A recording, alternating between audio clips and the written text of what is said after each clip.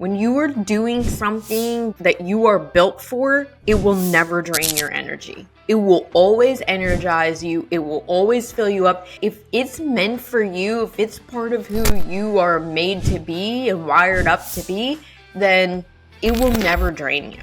It might make you tired at the end of the day, but it won't drain you. And there's a big difference. And I think that's a really key indicator to I am operating outside of who I'm meant to be and where I'm meant to go. Hey, welcome back to the Goodness Game podcast. Today we're here with Siera Sambrosky. Did I say that right? Yes, you did great. All right, cool. Thanks. Hey, thanks for coming on, Siera. Hi, thank you for having me. Sure thing. So today we're going to talk about small things that make a big difference, right? But first, I wanted to jump in. Tell everybody a little bit about you. Like, what do you do and what's your background? So I have been a traditional business consultant for 20 years, primarily in operations and marketing. A lot of construction and real estate development companies I've worked with or things in that industry, but really all across. What I've really transitioned into is actually being able to support the business owner now in the places that they need to change, with the understanding that whatever is happening in our outside world is really just a reflection of us inside. So I work with those business owners on whatever transitions and changes have happened to them that they've not fully processed. And then we're able to actually make the tweaks and the adjustments to their business in accordance with where they are now. So that's interesting. So on operations, so is it kind of like a fractional? You work fractionally with business owners? I would say I'm more really true consulting. So a lot of analyzing, a lot of making the recommendations. I work with them more personally in a more, weekly basis and helping them more tactically there than I do necessarily in their business. I basically give them the plan and the steps to be able to implement that with themselves or with their staff or other types of vendors and professionals they might be able to use. Okay, cool. You know what? So I talk about like small acts make a big difference, like being nice to people and things. But it's weird because small things make a difference everywhere. It's not necessarily like you do something good and something that it creates a positive impact. You also do something bad, it creates a negative impact. But also in business, like you can do one thing that can have like a huge trajectory, good or bad, right? Oh, absolutely. 100%. A lot of the conversations that I have are around the fact that business owners, we start our businesses at different points in our lives for different reasons. And then I know this is true for you and you talk about this. Life changes us. It changes the way we see ourselves. It changes where our priorities go, where our values go. It changes who we want to be, right? And so there's a lot of business owners that forget that their business has to change along with that. Your business is really just an extension of you, whether you realize it or not. And so business owners sometimes can stay really stuck in their structures and the way they're doing things. And then they will experience this phase where things seem like they're not growing anymore. Like they're having trouble. Maybe they're losing clients. Maybe they're losing employees. Maybe they're just not getting any growth out of it. And that's usually when they reach out to me. That's usually when I'm able to say, okay, you need to make some adjustments here because these things have happened to you. And yes, sometimes those adjustments are really small. Sometimes it's just like a teeny tweak in the way that you're marketing or who your target market is. Sometimes it's a small way that you're recruiting employees or treating your existing employees. It can be really small. It can be. And 100%. So now you have a podcast too. Tell everybody about that. I do. My podcast is called Realigned Journey, which I had you on. You were awesome. And it's all about just helping to put out there that other people have these experiences that really shake us, change the way we look at ourselves, the way we thought we were going to go professionally, the way we looked at life, and how to actually extract some kind of goodness or more positivity, more fulfillment out of that. So you saying like basically like we envision one thing and then like life happens, you got to pivot. Yeah. I right? mean, doesn't that happen all the time?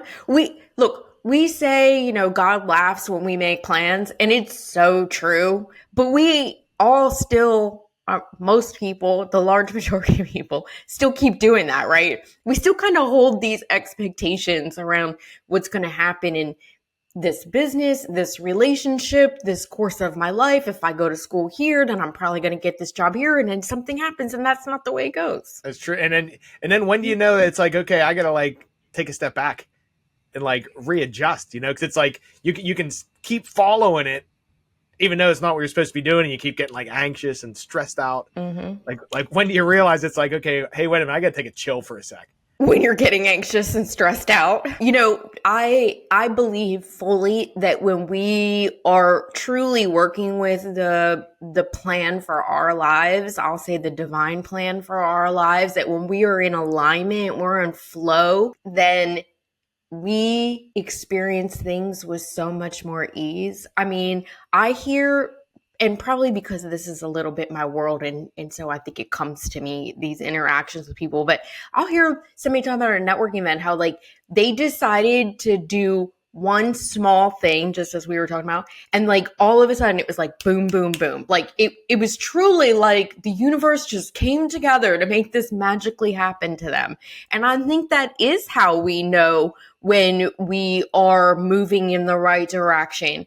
And so when you and I talked about this on my podcast, I can be stubborn. So I like to hold on to what I want to happen instead of what is really meant to happen for me.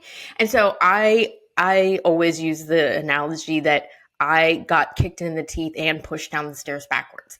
But that's my own fault. That's because I stay so entrenched in this idea of what it is that I want, and it wasn't meant for me. So yeah, anytime you actually start to experience a lot of hardship, a lot of anxiety, worry, stress, depression, it takes on all different kinds of forms. But when that starts to get really pronounced, it really is a sign and a signal that says, I'm going in the wrong direction. I feel you there too, because I even noticed that sometimes I'll be like, the world just going in a whirlwind, and it takes me like a week, sometimes even like a month to realize it's like, hey, wait a minute, like this is just chaos. I think I'm just doing the wrong thing, and you just have to like sit back, regroup, and also you have to have some faith too. It's like, hey, I can't control stuff. Maybe this is just not what I'm supposed to be doing, and so anyone dealing with that too, I think it's a smart thing. Regardless, just realize that your life might be going all shitty and chaos, and then just take a step back and look, and then go with your gut and like what you feel, and see if you think you might be needing to make changes, or maybe you don't. I don't know. Yeah, and you know what? That can be hard sometimes. I think we don't talk enough about how it can be hard to kind of go with your gut, to go with what you feel like you are being nudged to do when it is kind of against the grain. Um, you know, I was reading in a book again, but it's a principle that I've really come to know a lot of, is that, and we talk about this in business a lot, that there's all these strategies, and it's like, there was like people that were doing free video series for a while to, like get to six figures in 60 days. Well, if that shit was that simple and it worked that easily in a prescriptive way, then we would have had tons of people that were doing that. But it became this strategy to like lure people into your funnel and all this other stuff. But that doesn't work for everybody because our belief systems are at different places. Our awareness of and relationship to a bigger source, to a bigger plan for our lives are all in different places. And so it can be really hard when everybody's like, you should be on social media and you need to be building your email list. And, and I'm just using business as a frame of reference because we talk about it in all different areas of life, health or relationships or whatever. And then you're like, that is not working for me. It doesn't feel right to me. And I'm really kind of getting this weird idea to like, go do this instead. And it doesn't line up with what everybody else is doing. And it can be hard. It can be hard to kind of face that when everybody is subscribe to a certain way of doing things. And the internal part of you is saying, that's not my way. That's not my path. And that is often when we are really facing a lot of hardships and a lot of problems because we're trying to force ourselves to do things the way everybody else is doing it. Right. And everybody's built different. Everybody's built different. So it's like one of those things too. You don't want to do what other people are doing. You want to look at yourself. It's like, what do you like doing?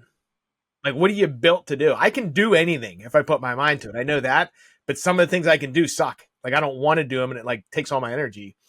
So it's like in those situations, it's like figure out, hey, maybe that's working for you and you're making money, but like some areas of your life are hurting or you're stressed out, stuff like that too. And like figure out what you're actually built for, like as a whole. Yeah. And you brought up a really great point. You talked about if it's draining your energy. And I will say to you, when you are doing something that you are built for, it will never drain your energy. It will always energize you. It will always fill you up. It doesn't matter if it was real hard work or not. It could be physical hard work, mental hard work, emotional hard work. But if it's meant for you, if it's part of who you are made to be and wired up to be, then it will never drain you. It might make you tired at the end of the day, but it won't drain you. And there's a big difference. And I think that's a really key indicator to I am operating outside of who I'm meant to be and where I'm meant to go. I actually put an energy audit in the book, The Goodness Game. I got it from Dan. I got it from a book originally it's called Buy Back Your Time. But like anyone listening too, you take a piece of paper, draw a line down the center, and for like a week, you just write down everything you're doing. One half of the page says what's giving your energy. One half of the page is like what's taking your energy away. See what's taking your energy away, like making you tired, and see if you can quit doing that. Like, can you delegate it, or maybe just not even do it at all? Maybe you're just doing it because you'd always done it. Or somebody told you should. Right. Yeah. Or like even for example, like me cleaning the house. I hate cleaning the house. The house needs clean. So it's like, okay, I clean it, or I can do something that gives me energy, that makes me money, that I can just pay somebody to clean my house. Like you can delegate things like that, or all kinds of different things. But it's at least good to know like what you're built for, you know? Mm-hmm. Yeah. I'll tell you too, I will say to people, like, figure out those things. And even if you feel like you can't get rid of the things that drain you right now, try and work in more of the things that energize you, and you will naturally start to come to a balance.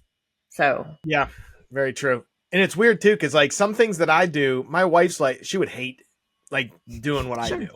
And it's like I can sit there and I zone out for like 4 hours sometimes. I'm just like in it, in flow. You know what I mean? It's like, so, and some people are like that with art. Some people are like that with music. Some people are like that with working with like social workers, working with special needs or whatever. It's like everyone has their own thing.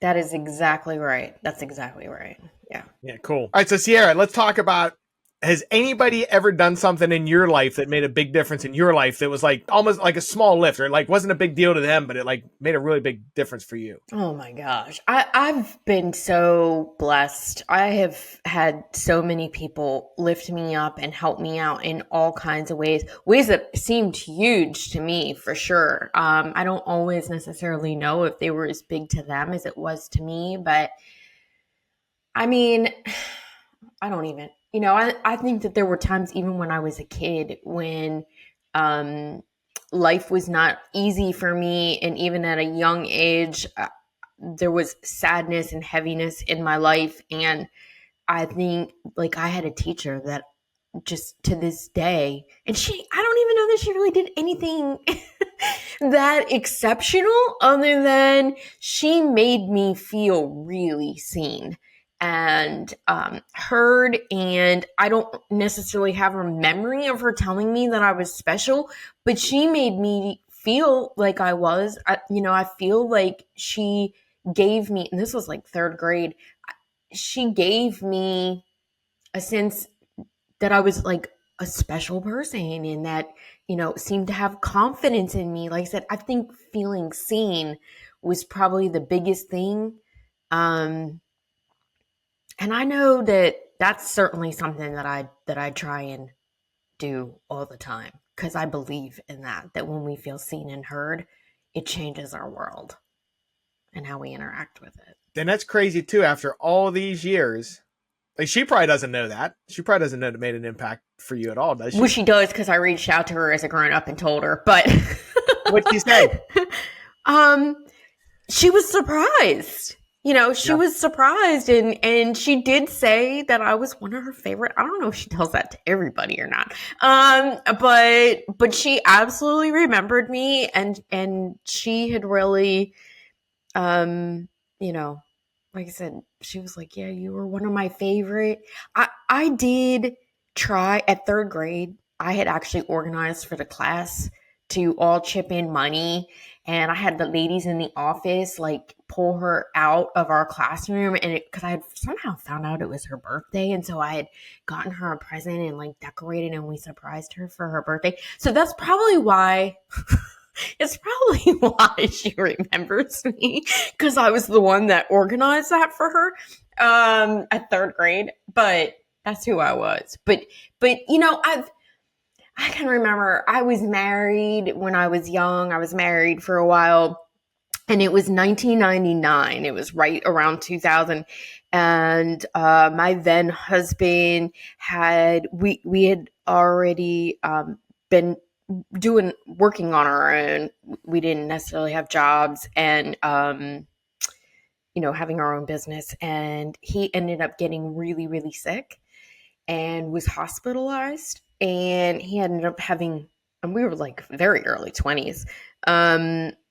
He had gotten a staph infection, and it went on through his body, and not only given him blood poisoning, but it had actually gotten into his spine and was like eating out part of his bone marrow. It was but I had a daughter. We were young. We were less than living paycheck to paycheck. I mean, we were just flat broke for the most part. But I can remember he had been in and out of the hospital, and I remember because he ended up being in hospital for 2000, from when the clock turned 2000. There was that whole like, what was it, Y2K thing? Y2K. Like everybody thought the world was going to end, and he was in a hospital time. But anyway, prior to that, he had been also in October into November. And I remember these people, we had like a lawn care business.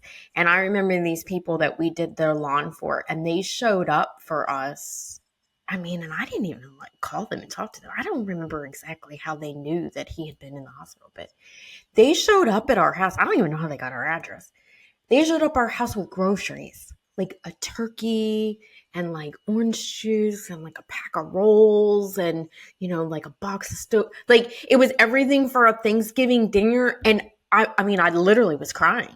I know that was probably not that much to them. It really didn't mean that much to them, but it was so deeply impactful to me. And I've been very, very blessed, because I feel like I get people that do little things for me all the time that mean so much to me. I have a lot of appreciation for it, for sure. That's really cool. Why do you think they did that? I have no idea. I don't know. I mean, they were good people.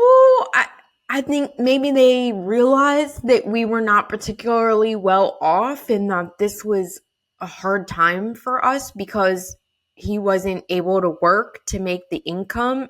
I don't know. I really don't know whatever made them do that. But I know what I would say. People still do. I feel like people still do all these little things for me. I mean, this is big for you. I know about the, paying it forward. I'm very cognizant to try and do as much as I can all the time to continue to pay it forward, because I deeply believe in that. Yeah, that's really cool too, because it's like you'll never know really why they did it, but it's like something that could change the trajectory of your life. Like it changed your mood at that point, which who knows what the ripple effect of that is. Just like small things, same as the teacher back in third grade, something as simple as just like acknowledging and making someone feel special and seeing them. Yeah. A lot of people need seen, especially in this world. Everyone's all Instagram happy and everything. It's like to truly see someone and care about them is different than giving them a thumbs up on their post. Yeah. Oh my gosh. Look, like I said, I deeply believe that being seen is the most impactful thing that we do for people all the time.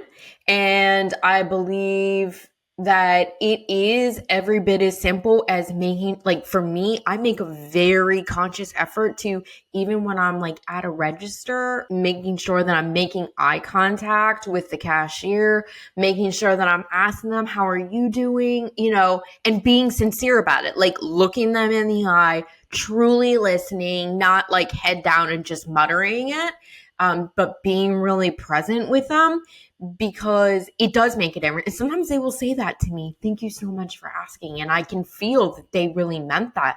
They really needed somebody to actually pay attention to me, or I think like there are times where I'm out in public and maybe it's like a more senior person and they just start talking to you and telling you all kinds of stuff, and just be present with them, because they might not have people around them. They might be alone in life.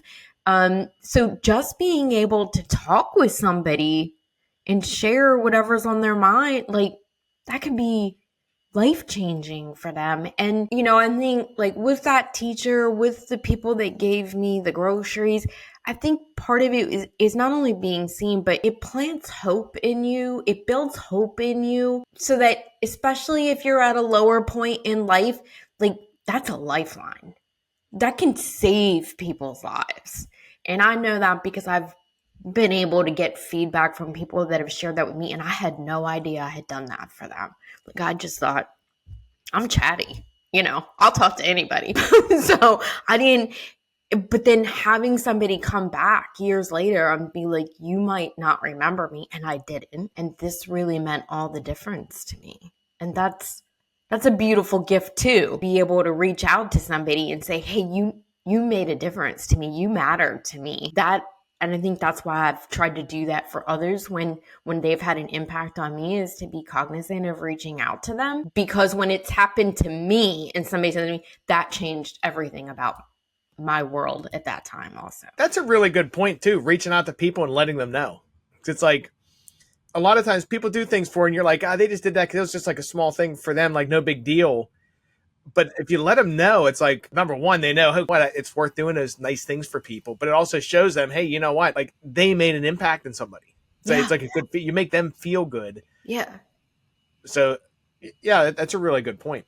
Because sometimes we give and do things, I do believe inherently we are good, that we really are good. And sometimes people do these little things without, like you were like, why do you think they did? I'm like, I don't know. They probably didn't think about it that much. I think there's a lot of people, like I said, sometimes just connecting with someone and listening to them in the moment, a stranger, being able to say, oh, you're $1 short, here's $1 to the person in line in front of you. Like that's something little. We don't think about that. I think there's a lot of us that do these little things for people all the time without ever thinking twice about it, with not really thinking about it as giving or paying it forward or doing good kindness. Like we just do it almost out of reflex, out of habit. And it does mean something to you when somebody says, hey, you did this little thing for me and that meant the world. It builds you up. It makes you more positive. It makes you feel better about yourself. And I think when we feel better about ourselves, then we do a better job of making others feel better about themselves. Yeah, I'm with you there. You know what? That just made me think. So someone wrote me on, it actually left a Facebook comment. No, they might have DM'd me. After I wrote the book, they reached out. I went to high school with this person. I didn't really remember who it was. And they're like, you know what? High school was really tough for me. And I guess I had conversations with them. And they're like, hey, you know what? It made a big difference that you saw me, basically. And looking back, like I didn't even really think of it. You know what I mean? I didn't really realize that. But on their side, they're like, you know what? That made a big difference. So it's like a lot of the interactions you have are affecting others that you're not even aware. It's not even an intentional thing you're doing. It's just because you're just trying to be nice in general. Yeah.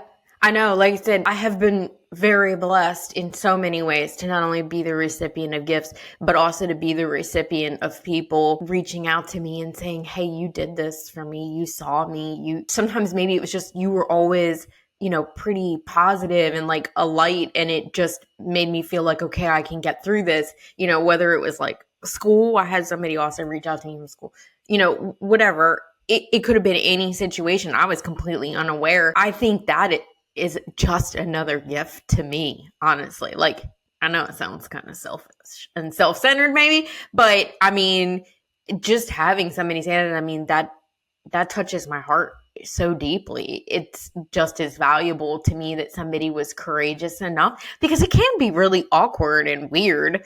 And it takes a lot of personal effort to like track somebody down and figure out who they are, that just to get that awareness that I did something that helped somebody and made them feel seen and loved or heard or whatever is just another gift that I've been lucky to have. Yeah. And it is cool too. You're right. You do get to feel good. Like that's a byproduct. Mm-hmm. It's like when you help other people, you get to feel good. It's not why you're doing it, but it's just a byproduct. It's one of the benefits. Yeah. Like I said, and think about even just from an interfacing perspective with the world. I think when I said this already, but when we are really like up and positive and looking at the world with love and kindness and feeling good about it, that people feel that. They notice that, I mean, there is some hard science to it. It is a vibrational thing, and in physics, when it's like in music, one note will actually raise up to meet the other notes, and that does happen in a vibrational level. So I believe that when we are happy and positive and feeling good, that we're at a higher vibration, and there is real science to kind of raising that level of that mood of that room, that of wherever you are.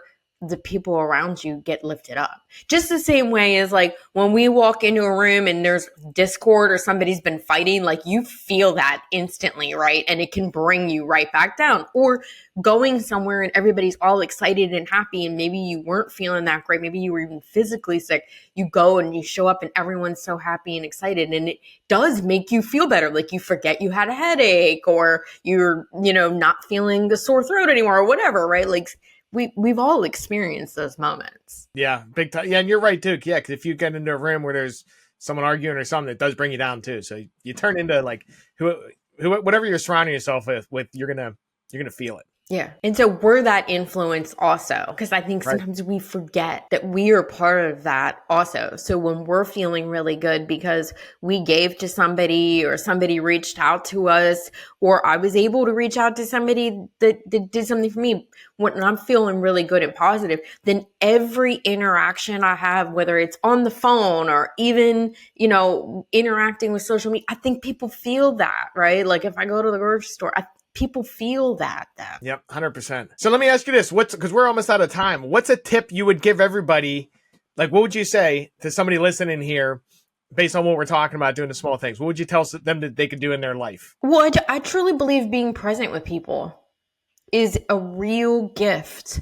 I think it's small, it's free, and you truly don't have to think about it except for to be mindful of yourself.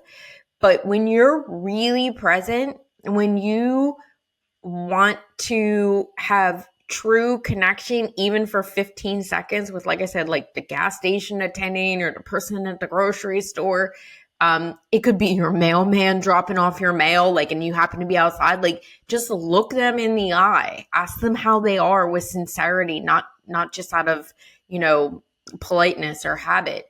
I think being present with people and really seeing them truly has a big impact, especially with children. I think if we can do it with kids too, I think that has more of an impact than we realize. Yeah, I think you're right too. It's like, put down the phone, just pay attention to people and be present. Mm-hmm. Mm-hmm. I think it's a gift. It's a gift. It really is. Yep.